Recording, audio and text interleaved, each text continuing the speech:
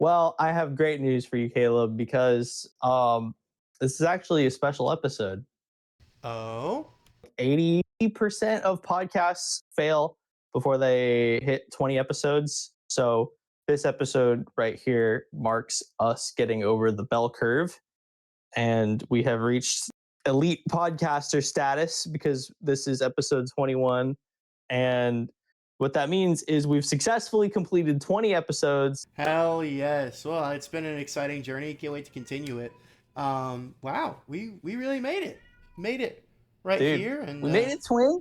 we made it, Swin, and it's only going to go up from here. Mm-hmm. Yeah, dude, no, for real. I'm excited. Come a long way from my shitty laptop with bad Wi-Fi to now I have like literally like a miniature studio in my house. So the come up is crazy. Can't wait to see where Yeah, we go. We're not even a year in yet, too. So we're not. We're uh, still some months in. yeah. So by the time that we hit year two, like, can't wait. I can't wait. I'm excited. Excited to see where we go. So, anyways, let's break it down. Let's talk about the Austria Grand Prix. A Grand Prix that I thought was going to be literal like cinema on the screen. I literally thought it was going to be like I thought I was going to cry, but no, it was what'd you say? It could have been a what? I was like, this race really could have just been an email. Like, it was a good, fun race. Some parts of it. Most of it was kind of just like, oh, okay, kind of boring. What was it with that drone footage though? That's my question. Like, That was the okay, highlight. it was cool, but I'm just like, what is this? Like, I personally didn't care for it that much. I was kind of just like, what is this? What? Yes, there were some parts of it that were cool, like when Verstappen and Hamilton were battling. That was cool. Catching that on Yeah. the drone footage, that was cool. But Mm-hmm. like every other lap, I was kind of like, okay, okay. But no, it was kind of cool. Yeah. Um, it was really cool to see like Max and Hamilton kind of battling. Hamilton a lot of times sent Max like off track, which is crazy because it's usually the other way around. So that was interesting. Probably revenge for 2021. But speaking of fucking Hamilton, I'm gonna backtrack for a second. First, some exposition is apparently in Europe right now. It is like a record high summer. It's like one of the hottest summers in Europe right now. That like than normal. Um, and I think the track temp was like 116 degrees at Austria, which is crazy because I think Austria as like a cold place. Um, and it was like Texas hot over there, which is like insane. Um, so with that in mind, right, hotter temps mean more wear on the tires, which means softs are probably fucking retarded to go on. I will get to that in a second. The overall strategy was it was going to be a two-stop strategy. So we had 71 laps and we switched two compounds, mediums, hards. Great.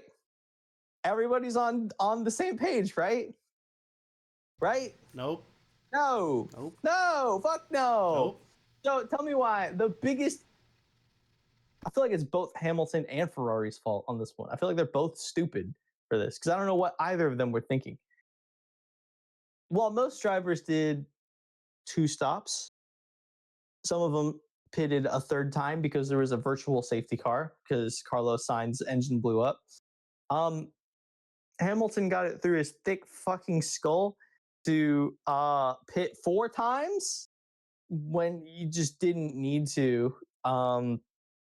I don't know what he was thinking. So he started on mediums, then went to hards, and then was like, "Oh, I'm gonna get him.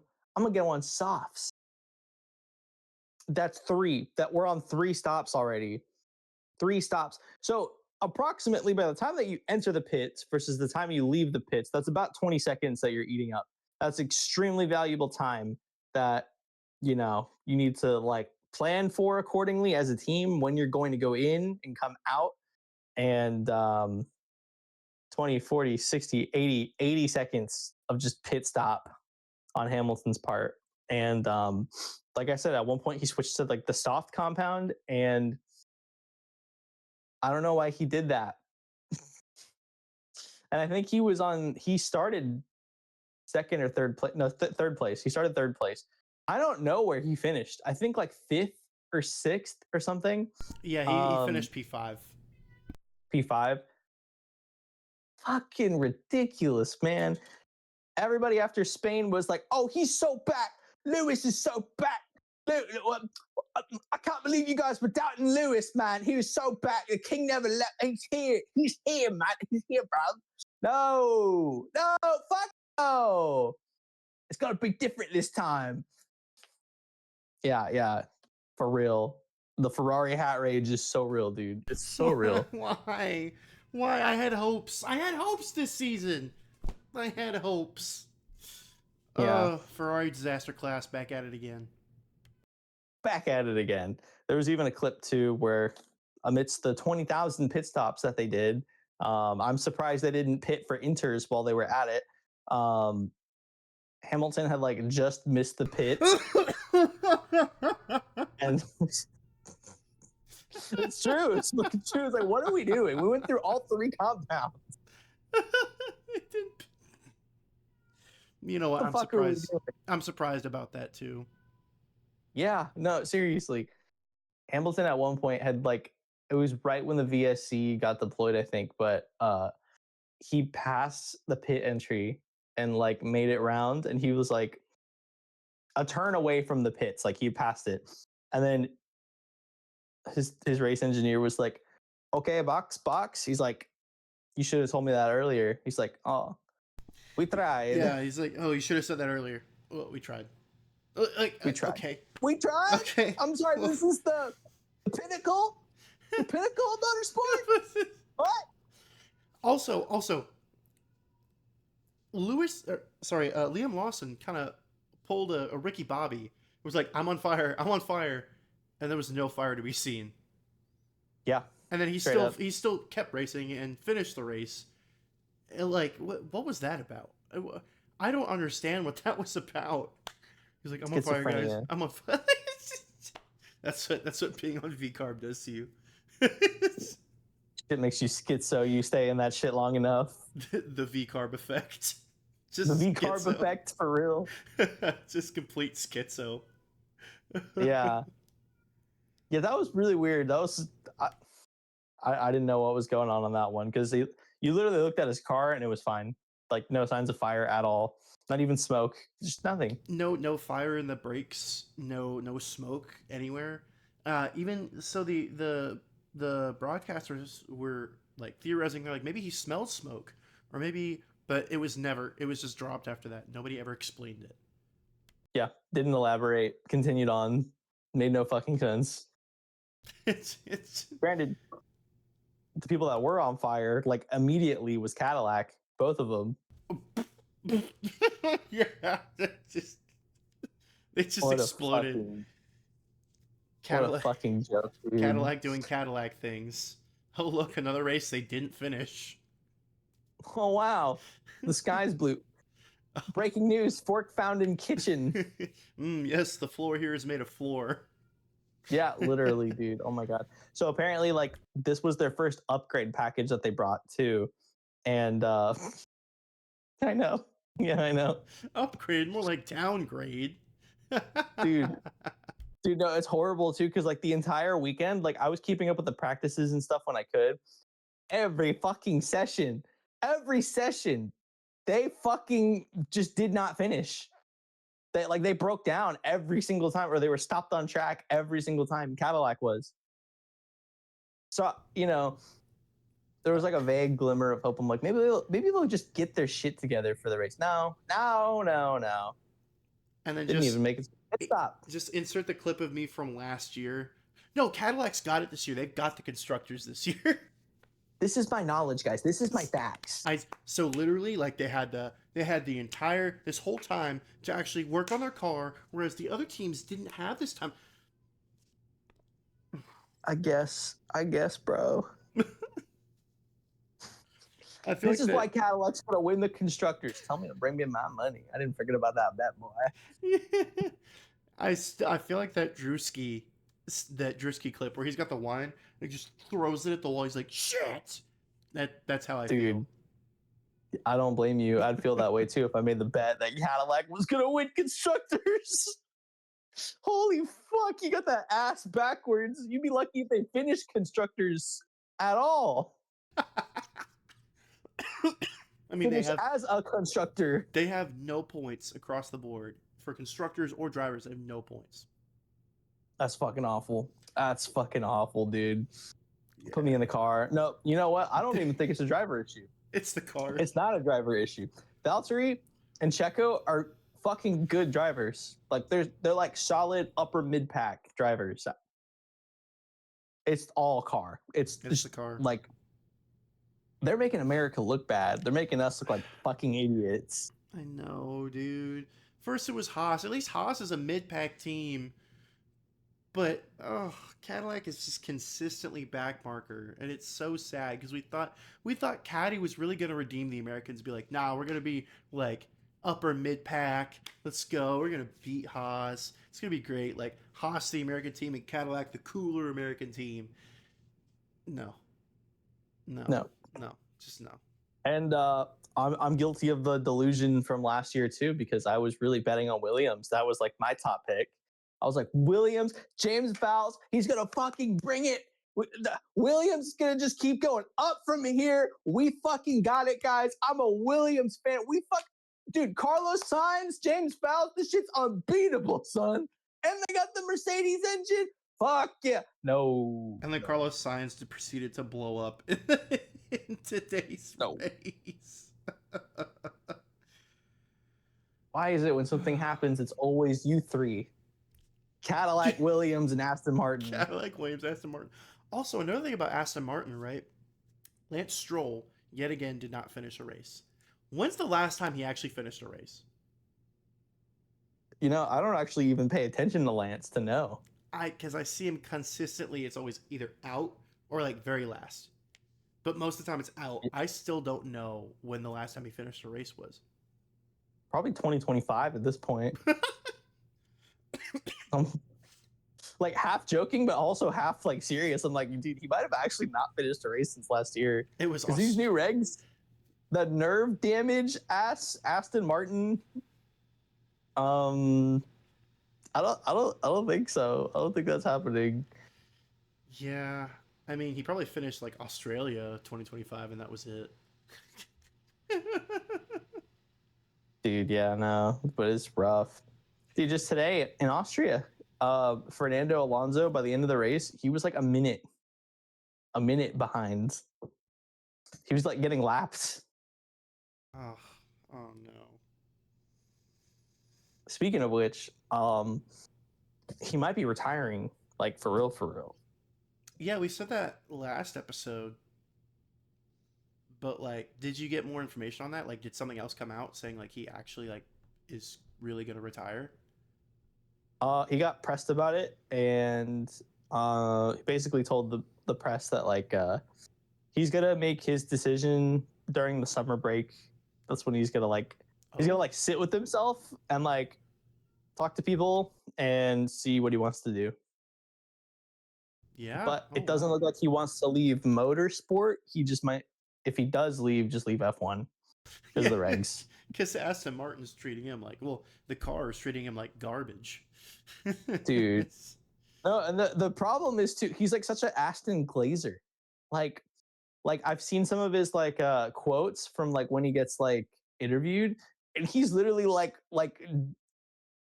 fully committed to this dog shit ass team. Like we got it, guys. Like we're getting closer every step, every race, blah blah blah blah blah. I'm committed to Aston Martin. And it's like, how much is fucking Daddy Stroll paying you, dude?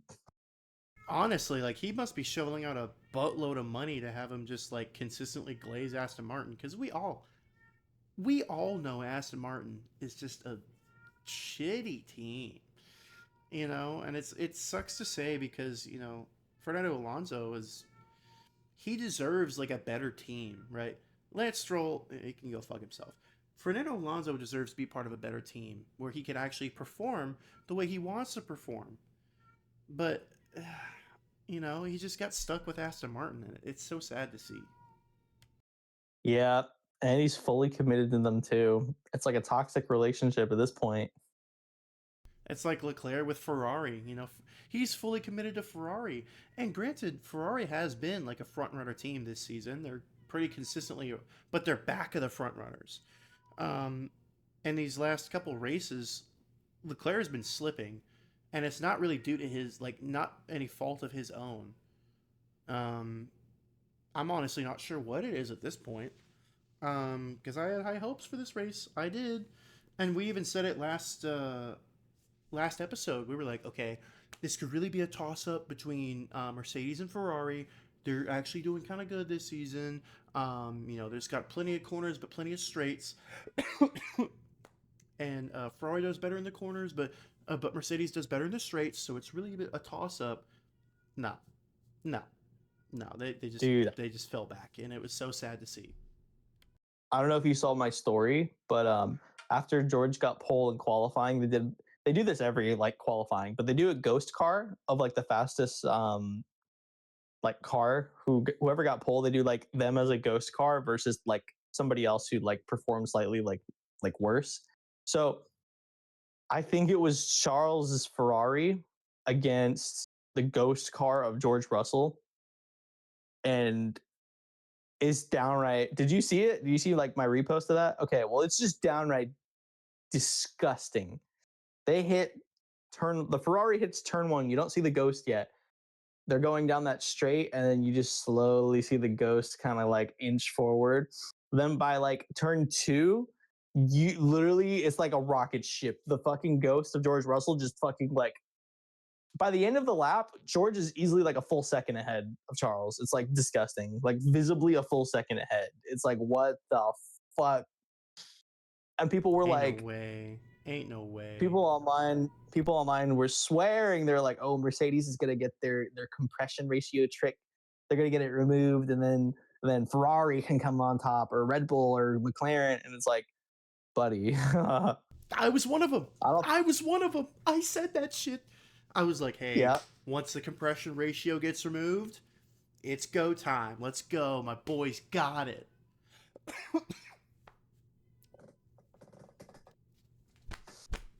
are you sure about that? Ah! See, the issue is we're dealing with German engineers, and they also got a very long notice. They got like at the beginning of the year the notice that like, hey, we're gonna take this away, by the way. And they were like, okay, great. We're not Ferrari. Let's plan ahead on this one and upgrade it to compensate for the loss of power that we're gonna have. And they did it, and it's insane. You know what I need to do. So, in my family, um, me, so it's me and my dad specifically. We are cursed with the Jersey curse, I call it. My dad used to be still is a very big supporter of the Dallas Cowboys. Shout out Dallas Cowboys. Um, very big supporter. Every time he went out and bought a jersey for a player, specifically a player, they would either get kicked off the team for like, you know, domestic disturbance, alcohol abuse, drug abuse, whatever, or they would get injured for the rest of the season. And it's consistently every time he bought a jersey, that specific player would just, or they'd get traded away. That's kind of crazy. And then whenever I decided to get into basketball, before I got into Formula One, I got into basketball because I love the Mavericks, Dallas Mavericks. Shout out them. They hadn't been doing so hot, but we had gotten a new rookie. His name is Luka Doncic. One of the best rookies of his class. Like, was going to take us to the finals easily, consistently, just putting up massive points, doing wonders for the team. Loved that man. So I was in an undisclosed location that I cannot say. And I was like, you know what? When I get home, I'm going to start really watching basketball. I'm going to start supporting the Mavericks again because it looks like finally my team is getting a chance to come up. Hell yes. And so I went out and I bought a Luka Doncic jersey.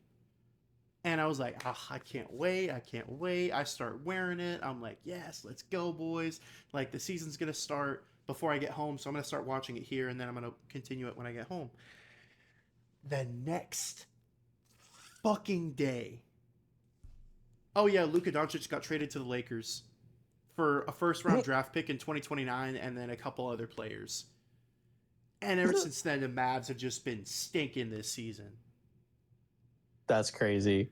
And I was like, the Jersey curse is real. And when I got into motorsport, I'm like, okay, cool. Let me support Charles Leclerc. I'll get a Ferrari hat. Yeah, that'll be cool. Rep my team. Rep my boy Charles Leclerc. 16. Let's go. Now look what's happening. How's that working out? How's that working out for you? So you know what I need to do? Becoming a Kimi Antonelli fan, baby. Supporting the Silver Arrows, baby. Let's go. You know, given the context you just gave me, I suddenly don't really want you to be a Benz fan. No, I come don't on. know. No, it's okay. Let's both root for Mercedes together, dog. Let's do it. No. How about like Red Bull or something, man? They're pretty cool. No, or no. McLaren. See, McLaren has a great history, and so does Red Bull, but I'm really feeling the Silver Arrows, man. Dude, if they just tank, no, I swear to God. I don't think I'd be able to recover from that. I bought too much Mercedes merch. But yeah, it's the Jersey curse, man. So we'll see what happens. I'm not actually going to support Mercedes because I like the rivalry, but there's not much rivalry going on anymore. Well, I don't know. Ferrari has been giving Mercedes for a run for its money. Like they have been competing. They're second in the constructors championship. Like they are like fighting Mercedes, which is great. But I feel like it's the closer we get to summer break, the more I feel like after summer break they're going to do the same thing that Ferrari does every season and just fall back. You know. Well, Red Bull's already on the up. McLaren, not so much. Red Bull, yes, because Max Verstappen at one point was leading Austria today until his tires were cooked. Then he had a pit, and then George Russell got back in front and then won. But he still climbed back up to P2, which was great. Yeah, the scary thing is he didn't start anywhere near P2, and he fought the car so much that he spun out and hit the wall, which led to that big qualifying controversy yesterday. But case in point, though, Max and Red Bull, they are really good at upgrading their car over the course of a season. We saw that last season. Like they start like kind of on the slow side, and then they just build, like they just crescendo up into fucking really scary. It doesn't help that they have a Max Verstappen on their team too. Damn, you're watermogging me right now. My little water bottle. Sorry, I didn't mean to make it so obvious. I was just like, yeah, I have a gallon jug right here. I honestly didn't mean for it to be a big deal, but I'm totally watermogging you right now. But he mogged me with a fucking bigger water bottle. Goddamn. We just decided to drink water at the same time. I just watermogged the fuck out of you. Me and my chud ass for a regular water bottle. The fuck you know about hydration? Damn, I guess not. I guess I don't know much, OG. Well, the funny thing is I usually drink a gallon a day. I haven't had much water today, so that's why this is half empty already. And nice. I got home like an hour ago. Right on. Okay, cool. Oh yeah, but what I was saying was like Max got P2. I think he got a podium earlier this year too. But you know, with that in mind, Red Bull's kind of on the come up. We're gonna have to see after the summer break is when everything shifts. Because last year that's when everything just shifted. Oh yeah, And that's when Max really started fighting for the championship again, and he got really fucking close. And then it came down to the wire. yeah, literally down to the wire. It was insane. Like if Lando got one position less in Abu Dhabi, that one race, championship would have been Max's. But yeah, amazing cinema. But we have a little title fight going on right now. Nothing like crazy, but it's not as boring as the start of 2025. Because the start of 2025 was literally just Piastri and Leclerc. Or not Leclerc. Sorry, Piastri and Norris. Piastri, Norris, Piastri, Norris. You know. Yeah. On that note, though, I do want to circle back around to the battling between Hamilton and Verstappen. That was cinema. That was great. I Oh yeah. loved watching that. And you said it harkened back to 2021. I don't know ball because I didn't watch F1 in 2021. I wasn't in the sphere. Um, but if 2021 was anything like what I saw out there today, I wish I could have been an F1 fan during that time because man, Dude, that was some good racing. I loved seeing that. That was a treat. if you ever just want to like watch something and like bust out the popcorn on F1 TV, you can watch all previous races dating back to like whenever they started recording that shit. So like the 60s probably.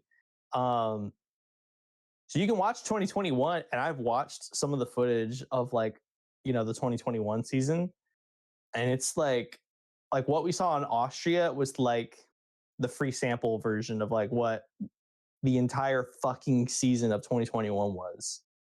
2021 was like so dramatic. It was like a movie. It was just insane. Um, I didn't actually keep up with it or anything, but like I've gone back to watch it and it's like, oh my god. Um, so there's still like that rivalry between not I wouldn't really say it's like a rivalry, but whenever Max and Lewis get on track, they don't play nice with each other at all. And Yeah, yeah, it I, just reminded me of like 2021, different cars, same drivers. yeah. Hey, still, yeah, same heated rivalry. Yep. Yeah, I mean, I loved watching that, especially them going back and forth, and then pit break, and then came right back to it, and I was like, oh, Yeah. You just see them you see Max like overtake Lewis. You see Lewis come right back around. You see them like take a turn, and then you just see Lewis like push Max off track. And then Max comes right in and like dives right at Lewis too. Oh my god! And there were so many like close moments where they were like wheel to wheel with each other. wheel to wheel And racing. like there was one point I think where Max locked up, and I really thought he was going to take Lewis out. Yeah, Um, I saw that, and I was like, oh, like I kind of got scared. I was like, oh no, he's about to, ooh, yeah, that was I think the biggest highlight of the whole race in Austria was that Max and Lewis battle. That was just there was nothing like it the whole race. That was the race, really. yeah, that was the rest of the race could really have been an email. I mean, once George took the lead, he kind of just ran with it, and then he pitted, and then took the lead again. You know, like that was a pretty predictable outcome. Once he really got his sunk his teeth into that lead, it was a pretty predictable outcome. Um, I was kind of surprised that Verstappen did take P2 back, but then I was like, wait, it's Max Verstappen. Yeah, hard to be surprised with that guy. Yeah. Um, Um, but then Antonelli got P3, so I was like, okay, silver, Ford silver. Okay, that's cool. Um, but you yeah, know about like the quali for this no, weekend? no, I don't. Please go through it with me. So most of the quali could have been an email until Q3. Like it was a standard quali, nothing crazy, blah blah blah, nothing. Um, but when we got to Q3 specifically, Max towards like the very end, we're talking like last 2 minutes of the qualifying session, um, or maybe last five, but regardless, we're down to the last few minutes of Q3.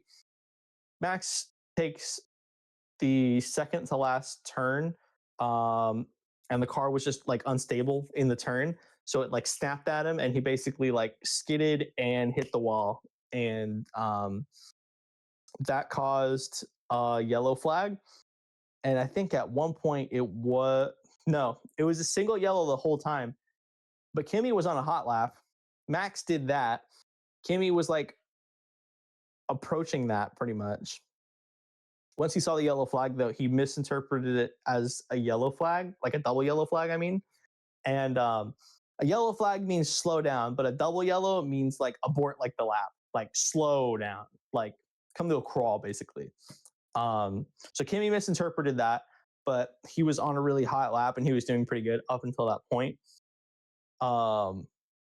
George came right after Kimi, and George saw the yellow flag on like the monitor, and seasoned driver, he knew that it wasn't double yellow. So he like, as soon as he saw it, he like lifted a little bit just so like he doesn't like, so he follows the rules basically, right? As soon as he lifts, it goes back to like green. And he lost like a tenth doing that.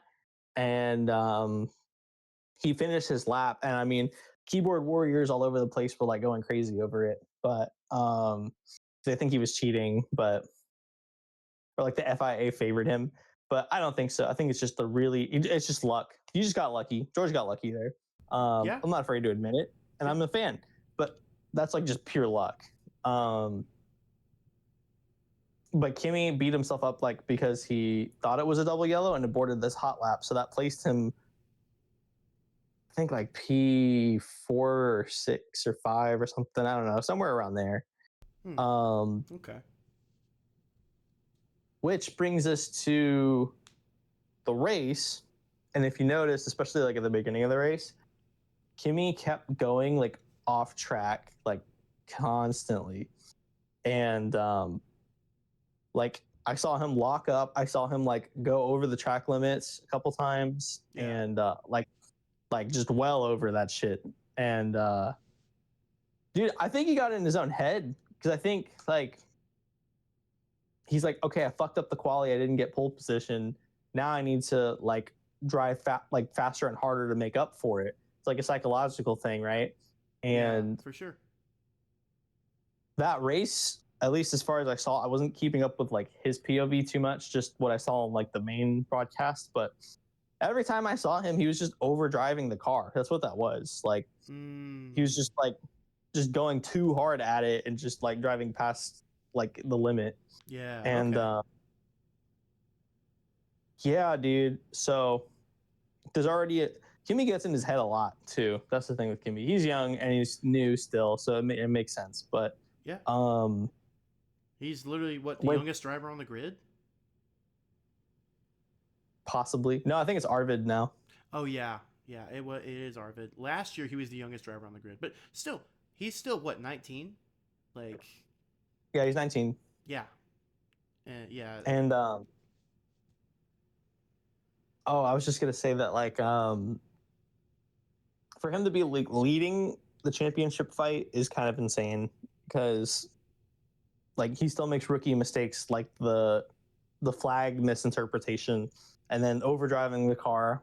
I think the pressure might start to be creeping in a little bit.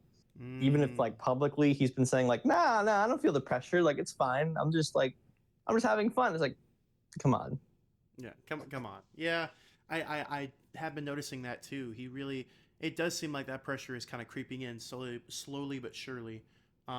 Especially with the way he did last race and then this race. Like he did great, but like he's finding out that okay, I can't be dominant every race. You know, like each track is different and there is different things I need to do. And so I think he's also overthinking it. I think he's getting in his own head. And George, he's like, okay, nah, I'm finding my groove again. I got this. Like I'm a seasoned driver. Like no disrespect to Kimi, he's a rookie. I'm a seasoned driver. I raced these tracks for the last I don't know how many years. Like I got this. Yeah. I think George has had time to like Well, I mean, he's had a bad luck streak, but I mean, the bad luck streak can't end forever, right? So his engine didn't blow up and he didn't have really any problems. Except for like during qualifying, I think like we didn't hear it, but he was like bitching on the radio, and Toto Wolff's response was just drive, George. So not to say Fuck. George isn't like flawlessly getting through this fight, but I think like pace consistency is definitely better, and I think he can handle the pressure more. So with the current like standings now, George brought himself back up to I think second place in the driver standings, and he's like Oh, really? Oh. 40. He's like 40 points behind Kimi Antonelli, or like 20 points, something like that. Let's see. You can fact check me. Yeah. Driver standings F1. Let's see here. Oh yeah, yeah. George Russell's back to P2. He is 40 points behind Kimi Antonelli. Good for him. Cool. Kimi Antonelli currently, as it stands, needs to DNF twice, or not even DNF. He needs to score, which this is theoretical, right? But less points than George. If he scores no points and George wins at least twice, George will be winning the championship fight. It's going to be a longer fight than that, because that's unrealistic with the rocket ship that Kimi has. So 40 points, it's a little bit of a gap, but we saw a wider gap with Lando and Max last year. Yeah, and Max brought that back. Yeah, he ate those points back. So anything could happen still. We're back to the theoretical. Well, this guy needs to do this, and then he can do this, and if he wins these next two races, and this guy gets P3, we're back to that. It's not even summer break yet. We're already doing that. Yeah, dude. Just trying to think ahead. I really think it's just going to be between Kimi and George for the title fight. I mean, like, we'll see what happens, but the way things are going, I don't care. To any Lewis fan listening, like I like Lewis, but that's just not happening, dude. You have to understand that shit is not happening. They're fumbling on the radio now. They fucked up the tire strategy. Told him the box after he missed the box. The fuck? Anybody that says Lewis Hamilton is getting a fucking he's not getting a driver's championship. He's not getting number 8. I'm sorry, it's just not happening in red. I don't believe it too. The Ferrari 1-2 joke isn't even funny anymore. It's I don't even want to make it anymore because it's It's like the old meme. We are so over, it's so back. We are so over, it's so back. We're so Jover, guys. It's Jover. Oh yeah. No, I mean, Ferrari has good pace, but that's all they got. That's all they got. Yeah, they don't really have good strategists. Ferrari disaster class strategy at its peak, apparently, when they decided to pit Lewis Hamilton like 12 times. Yep. And I think partially that was a call Lewis made too. I think Lewis had a hand in that himself. I really do. I'm like willing to bet money on it that Lewis like wanted to pit in for softs on that third stop. Like, what are we doing, bro? Pack it up. Like, what kind of pace do you think you're going to get back with softs in this heat? Like, with these track temps, like, what kind of pace do you think you're really going to get? Like, look at where you are on the grid currently in the race. Softs is not a good call for that. I'm sorry, but that was just not a good call. Fuck no, that was awful. Yeah, overall, this race could have been an email. Besides everybody just not wanting to win it for some reason, except George, George and Max. What did average F1 consumer say? This race was everybody losing in the most creative way. Yeah. It was a lose off. That's what it was. A lose off. Unless you were George or Max, because honestly, if we had like 10 more laps, maybe Max could have actually beat George. Yeah. What was it? The pit strategy was kind of weird. Because what they should have done was they should have kept like a 1 or 2 lap like pace off between George. Um, so that way, whenever they pit for fresh tires, George is already on the older tires. Verstappen's on the newer tires, and then he can go out, he can chase him. Yeah. It would take 1 or 2 laps to actually catch up, and then he can really start battling. But they just kept Verstappen out for a little bit too long. Same with Antonelli, they kept him out for a little bit too long, and so they weren't able to catch up to him as quick. And then before you knew it, the race was over. George got P1, Verstappen P2, Antonelli P3. Which Antonelli was like what 3/10 of a second behind Max. Mm-hmm. Something like that, like something. Yeah, I think it was 3/10. Like they were coming into they were literally coming into the checkered flag, and it was Max Verstappen and Kimi Antonelli like this. I was like, ooh. See, I didn't even catch that part. That's pretty cool. Yeah, had they had probably one more lap, Antonelli would have passed him. I don't know if he would have kept it, but he definitely would have passed him down that straight, and then they would have battled. Oh, okay. Yeah, and then Right maybe on. and then maybe they would have had a better shot at catching George after that, and then it would have been a three-way battle, which would have been really cool. But yeah, unfortunately, I mean, fortunately for you, unfortunately for me, it kind of yep. It's the yep GR63. He did the T pose again. Let's Yeah, go. he did. He's So fucking happy. I had to post the T pose. I didn't care if I was spamming my story. I was like, this is my shit right here. this shit means something to me. For real, dude. I love the T pose. It's my favorite. Like, it's so cool. Um, it's just aura. I don't know. I can't explain it. I just see that shit. I'm like, fuck yeah. It's Um, unmistakably George Russell, that's for sure. Unmistakably George Russell. yeah, it's iconic. It's iconic to him. It's his brand at this point. Um, do you know what the next race? Oh, never mind. I know what the next race is. Enlighten me. Next weekend, we have Silverstone. Ah! Nice.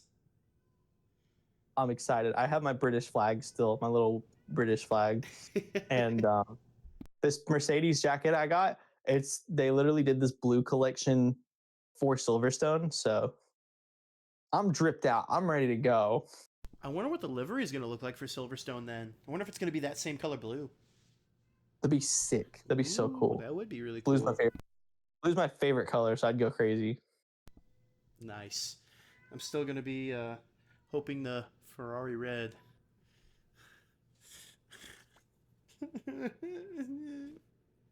I'm telling you, I'm gonna buy you a Charles Leclerc like specific branded hat, but you need to throw that thing out, dude. You gotta get rid of it. But just buy me a Mercedes hat. No, Yeah, yeah. Come on. no. That's okay. I don't know. It's all right. And the funny thing is, I've never heard of the jersey curse happening to anyone else. It's specific to me and my dad. It's probably gonna happen to like if I ever have a son, it's probably gonna happen to him too. Like it's a jersey curse, man. That's so weird. My tendency with teams is like I tend to like root for teams before, like right before they are about to like start winning. So like my thing is like it's just been Mercedes. Honestly, I don't know what I was about to like say a whole story. I was about that. This is what I'm trending at right now. It's just this. Yeah. Was rooting for Mercedes. They were not in their prime at all. They got like 2 wins last year, podium. Um, but they were really not in the spotlight at all. But I was still rooting for them. I was like, this is my fucking team. because I believed in them and I knew what was coming. And happy to say, I can present the Tyler was right again award to my audience here. Tyler was right again award is crazy. I'm always right. I'm always right. It just reminds me of the that meme where it's the president giving a Medal of Honor to himself. Yeah, That's you. That's you giving the Tyler is White me. award. Literally, just because it's true. I don't know. I just I saw ahead of time that I knew Mercedes was going to be dominant. I just knew it. I'm like, they've been dominant before. They're going to be dominant again. You had like a "That's so Raven" moment. You're like, and I just saw them winning, and you're like, "That's my team." Yep, pretty much. And now I've spent too much money on AMG merch, and I own the company. I own part of the fucking company now. Yeah, technically you do. Technically you do own part of Mercedes AMG. Yeah, legally I own 15 shares of the stock. So I'm a fractional owner. Well, go to the next board meeting. Dude, I'll show up. I own it. I own part of the company, dude. I really do. Like, hello, my fellow investors. Hello, my fellow board of investors. What's shaking? What's popping? Where's Toto at? Where's Mr. Wolf at? I need to have a conversation with him. Oh, different branch. My bad, guys. Oh, my bad, y'all. Just my bad. Just walking into the Mercedes F1 team HQ, like, rev up those fryers, because I am sure hungry for. Rev up those fryers, because I sure am hungry for some racing. And then Let's get it, boys. Did you just get escorted out by security? Help! Help! My leg. Circling back really quick, do you have any Silverstone predictions? So we did kind of hit it. I took some notes because I wanted to make sure I got my thoughts clear. I see Ferrari kind of pulling back in the standings. You know, like I said earlier, after the summer break, they really do start pulling back. I see that happening earlier.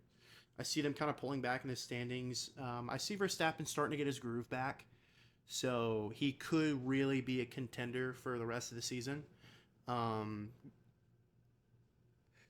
Hoping that Red Bull doesn't fuck up his machine, because it seems like he's starting to really learn how to drive it. You know, we said last year that they built a machine specifically that only Verstappen can drive. I don't think that's true anymore. I think he really just learned it. He learned that machine. And they might have done some like personal tweaks for him, but he really just learned that machine. And it seems like that's what he's doing this season. He's really starting to learn it and learn how it works and what he can do with it, how far he can push it, you know. So I see him starting to get his groove back. Papaya, they could possibly start moving up, especially if Ferrari does pull back and it doesn't get its shit together. If Ferrari gets their shit together, then I see them kind of staying where they are, and then Papaya right behind them. But if Ferrari really starts losing the plot, keeps losing the plot, Papaya could start pulling back up into the standings, and then it would be a Mercedes, Red Bull, McLaren fight. Be sick. And I still, Mercedes is still going to dominate. It's kind of fact at this point. Unless something crazy happens, I do see Mercedes dominating. If not the rest of the season, then at least the next like 4 or 5 races. Yeah. So that's kind of my predictions for Silverstone. Mercedes is going to be up top. Verstappen's really going to start catching up to them.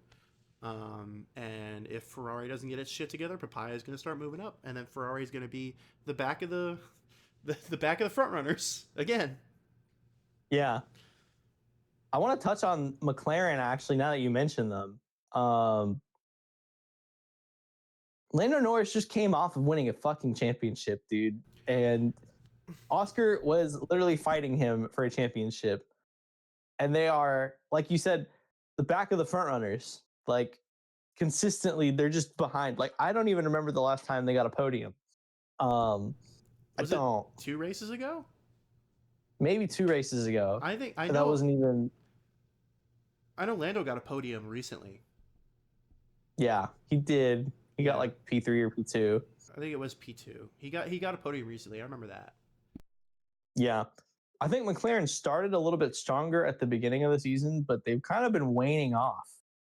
Um, maybe they didn't have an upgrade package or something like Ferrari and Mercedes did. So like maybe they're behind. But I just find it really strange that we went from such like a high with McLaren to where now it's like, dude, I don't even think about McLaren. They're not even on my radar. And it's Yeah. like these guys were out for blood last year. I just think it's so strange. Yeah, I mean, so so when I was doing research into actual like how F1 works, the higher points you get the previous season, the less time you get for R&D the next season, specifically time in the Oh, wind tunnel. So they didn't have as much time as say Ferrari did or Mercedes did to really get their machine together. And again, I'm specifically talking about like the wind tunnel time because that really plays a crucial part. I mean, airflow is and aerodynamics are like the bread and butter of any motorsport at all. They didn't get as much time for R&D as some of these other teams. Um, they still have really good engineers, but I feel like that might have played a hand in how their machine is doing this year. oh, and they Um, also started on the back foot too. I forgot with the Mercedes engine being a customer of Mercedes. Mercedes basically just gave them the engine and said, "All right, figure it out, bye." And they had to take the time to figure the fuck out of what the machine they just got was. On and top of yep, what you just said, because I didn't realize that, but yeah, you're right. The aerodynamics thing, they have less wind tunnel testing time. Um, so you put those together, they here we definitely are. yeah they definitely had a lot less R&D time, and they spent I guarantee you they spent most of that time figuring out how the new machine worked, and they were like, oh shit, you know. So I can they definitely started off on the back foot. I can see that totally happening, but as we saw last year, they are very good at upgrading their machine throughout the season. That's why I think if Ferrari starts falling back like they are, Papaya could come in and take that third front runner position from them. Okay. Yeah. I see where you're coming from. Okay. Um, yeah. Yeah, Max is starting to get in there.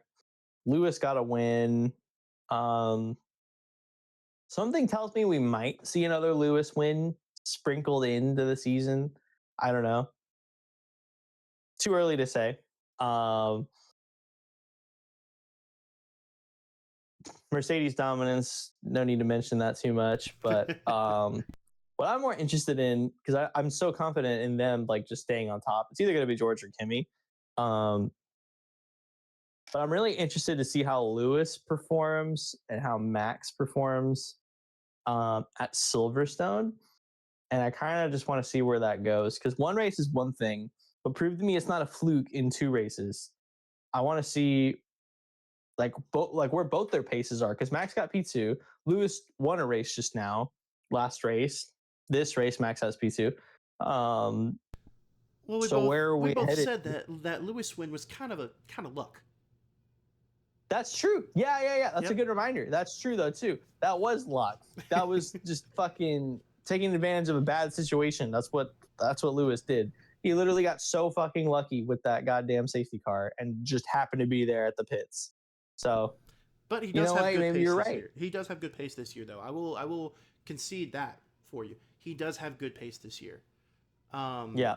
he's just in a shit machine. But when the stars align for him, the stars align. So Yeah. we might see Mm-hmm. that. Yeah. And the Ferrari car is not too bad itself. Like it is pretty good still. And it's second in the constructors. Like it is like formidable. But yeah, I think a little bit differently. I think Ferrari is still out for blood, and I think they're going to try their best to like continue to upgrade the car. And what might be their biggest enemy is still themselves. I think that's not going to go away. I think they could have an amazing car. I think if they keep upgrading it and keep making it like sick as fuck to contend with Mercedes, like I think we're gonna continually see like them at each other's throats. But they're their own biggest enemy, and it's not the car that's the issue. So what I would probably watch out for is like not necessarily their pace, because their pace is good, but I would watch out for somebody taking advantage of when they fuck up, somebody to basically take their place. Right now, that's looking like Max, because, like you said, Max, you made a really good point. Max is totally figuring out the car right now. And maybe it isn't a one of a kind piece of shit that only he can drive. He just figured out the piece of shit. Um, Everybody else just gets like thrown into the meat grinder before they have a chance to like actually figure it out. I mean, his second seat was Yuki Tsunoda. No disrespect to Yuki Tsunoda, but like it's clear he couldn't really figure it out. But Max, he lives, breathes, shits, and eats motorsport. Like if anyone can figure out a piece of shit, it's him. And if anyone can drive a Yeah. piece of shit well, it's him. So I think Mm-hmm. that's what we're starting to see. He's figuring it out. Yeah. Yeah. Let's see. We have Silverstone, and then we have like a little break. We have like a 1 or 2 week break, and then we go to somewhere else. I forgot, but yeah, Silverstone is going to be kind of leaving us at like a good third of the season. That's like a third of the season like finale right there. That's how it was last year. So, like we always say, we'll have to wait and see. But if you okay, here's a good one. If you had to place like $100, gun to your head, if you have to pick between Kimmy or George winning this championship, who are you picking? Oh God, that's such a hard decision. First of all, don't trust me with any money betting on motorsport ever again, because clearly I'm I'm not the best. I'm ready for that $60. I got cash up. It's 50, and I have receipts to prove it. That's fine. I'll take 50. That ain't no problem. $30. What do you need $20 for? Can't believe um, my own son robbed me. Go ahead. Go ahead. Go ahead. honestly, if I had to pick between Kimmy or George winning the drivers' championship, I don't know. Because Kimmy clearly does have the talent, and he's very at home in his car. But like we discussed earlier, he's getting in his head. He's like really the pressure's starting to sink in. Whereas George, he's starting to find his footing a little bit more. So he's becoming a little bit more confident. And he's a seasoned driver. He's raced all these tracks before. He knows what to expect. With the exception of that fuck ass track they added this year. That's that's going to be the curveball of the season. Oh, I guarantee it. That's going to shake everything up because nobody's going to know what the fuck's going on. It's going to be great. I hope that race is a mess. Ooh, that would be so great. It's gonna be a bloodbath. The fucking fuck ass mad ring. The fuck ass match ring is going to be a bloodbath, and I'm so here for it. Um, so actually factoring in that could really just shake up everything. We could see backmarker teams getting in the midfield because nobody knows what the fuck's going on. Whoa, whoa, whoa, whoa, whoa! Okay, Don't okay. get ahead. Yeah, reaching a little bit, sorry. But um if I had to choose based on what was happening right now at this moment, I would say George has a little bit better of a shot because he is a little bit more of a veteran and he is becoming more confident in himself. If just purely extrapolating at this moment right now, Kimmy starts getting in his head more, he starts losing more, or at least losing pace more. George starts getting more confident and he starts extracting more pace. Yeah. So it gun to my head right now, if I had to choose George. Okay. Yeah. Um, George is Mr. Consistency, as we know. Kimmy is comfortable this year, and he has blistering pace. He's fucking disgusting at when he clicks, it clicks.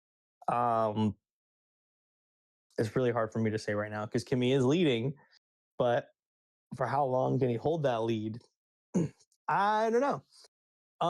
Because little rookie mistakes are coming out here and there. Like in Canada, for example, a couple races ago, he was overdriving the fuck out of that car. Kimi's lawnmower service, dude. He's just going over the grass and shit, and almost hit George a couple times because he was just so like he was just so angry. And it's a passionate Italian, I get it, but like hella overdriving there, hella overdrive. Well, not so much this time, but overdriving in Austria as well.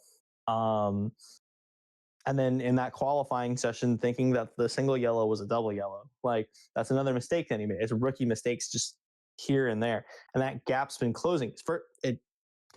The door blew open on that gap initially now, but as time has been going on, we're seeing Kimi fuck up more and George just kind of stay where he's at with consistency, and it's bridging the gap. So I guess, anything can happen. I don't want to completely count Kimi out because he is very fast, and I would argue that he is faster paced than George. But he's just not as consistent. He's just he overdrives a lot. But the thing about that though too is like that equals a lot of times like him having pace. So could go either way. I would say 60% of me is leaning towards George. 40% Kimi. That's kind of where I'm at. I'm like, George in the long run, I think will win, but I'm not fully dead set on George because Kimi, like I said, when it clicks, it fucking clicks, and he's just nasty. Yeah, but There's a reason why he skipped. That wasn't the question. The question is, gun to your head, you had to choose $100 right now. Who would you choose? Well, I said 60% George, 40% Kimi, so I got to pick George. Okay, that's fair. Yeah, I'd pick George. Not just because I'm a George fan. I'm a Kimi fan too. But yeah, I just see like long term, that's how it's gonna roll.